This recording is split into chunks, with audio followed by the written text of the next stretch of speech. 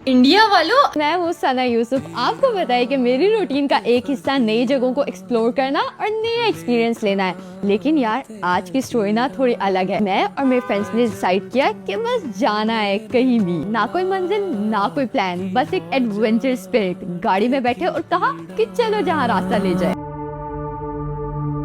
2 जून 2025 इस्लामाबाद के sector G13 street number 44 एक घर। लेकिन उस दिन घर की दरवाजों पर खुशियों की रोशनी टिमटिमा रही थी, क्योंकि घर की बेटी सना यूसुफ आज 17 साल की हो गई थी। सना ने दोपहर को टिकटॉक और इंस्टाग्राम पर एक वीडियो डाली और कुछ ही घंटों में 3 लाख व्यूज और 70,000 से ज्यादा लाइक्स। लेकिन उसका कंटेंट बाकी क्रिएटर से अलग था।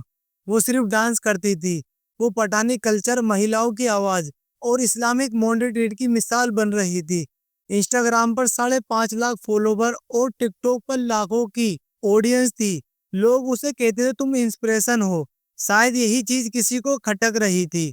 शाम के करीब 6:30 बजे इस्लामाबाद के G13 में सना यूसुफ के घर की घंटी बजी। दरवाजे पर खड़ा था एक लड़का, उमर हयात। चेहरे पर मासूमियत और हाथ में एक बैग।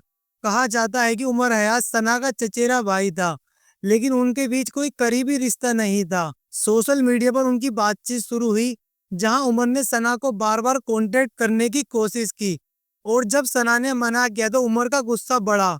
अब उमर कमरे में दाखिल हुआ, कुछ पल खामोश रहा, फिर धीमी आवाज में बोला, एक गिलास पानी मिलेगा। सना ने बिना कुछ सोचे फ्रिज से ठंडा पानी निकाला, गिलास में डाला और उसकी तरफ बढ़ाया।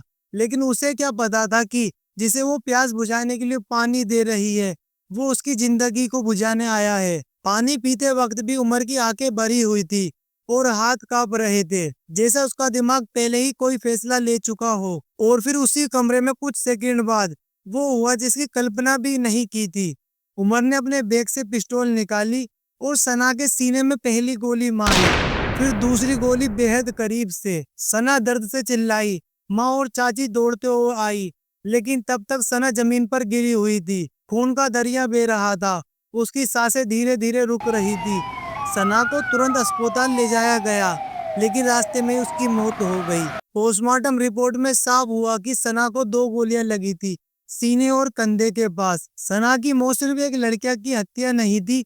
जिस सवाल है उस सोच का, जो ना सुनकर गुस्से में हत्या तक पहुंच जाती है। क्या लड़कियों की मर्जी अब भी किसी को मंजूर नहीं?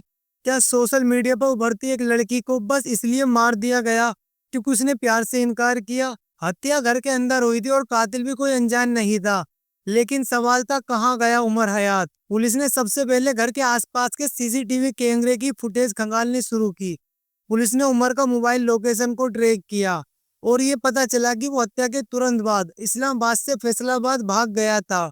3 जून 2025 यानी वारदात से महज 20 घंटे बाद उमर को फैसलाबाद के अंजड़वाला इलाके से गिरफ्तार किया गया। गिरफ्तारी के समय उमर के पास से बरामद हुआ वही पिस्टल जिससे सना को 2 गोलियां मारी गई थी, सना का मोबाइल फोन और घटना के समय पहने हुए खून से सने कपड़े। उमर ने पुलिस के सामने अपना गुनाह कबूल कर लिया। उसने बताया, मैंने सना को बार बार प्रपोज किया था, वो मना करती रही, इसलिए मैंने उसे मार डाला। 4 जून 2025 को उमर हयात को इस्लामाबाद की जिला अदालत में पेश किया गया, जहां जज ने 14 दिनों की न्यायिक हिरासत में भेज दिया। अब अगली सुनवाई 18 जून 2025 को तय है, जहां देश की नजरें होगी एक लड़की के लिए न्याय की उम्मीद पर। सना यूसुफ अब हमारे बीच नहीं है, लेकिन उसके साथ जो हुआ वो आज भी हर उस लड़की का डर है जो सिर्फ ना कहती है। अब ये समय है सच्चाई को उजागर करने का, ताकि न्याय सिर्फ कानून की किताबों तक ना रहे, बल्कि समाज की सोच तक पहुंचे। दोस्तों, ये केस अभी भी चल रहा है। 18 जून को इस मामले की अगली सुनवाई होने वाली है। जैसे ही उस दिन कोर्ट में कोई नई जानकारी मिले या कोई बड़ा अपडेट होगा, मैं आपको पूरी डिटेल में जरूर बताऊंगा। जब तक के लिए thanks for watching guys. Subscribe for more true crime story. See you in next video.